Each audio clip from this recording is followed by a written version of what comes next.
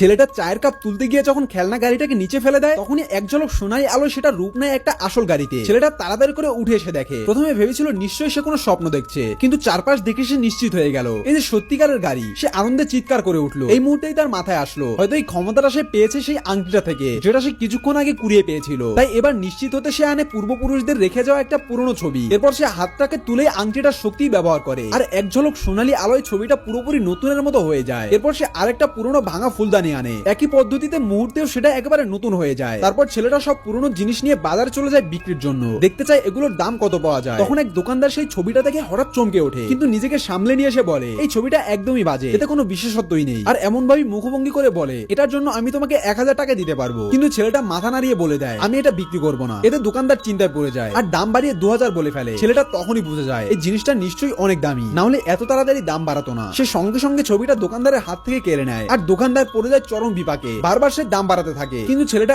একবারও পেছনে ফিরে তাকায় না। পরের গল্পের জন্য সাবস্ক্রাইব করতে ভুলবেন না কিন্তু।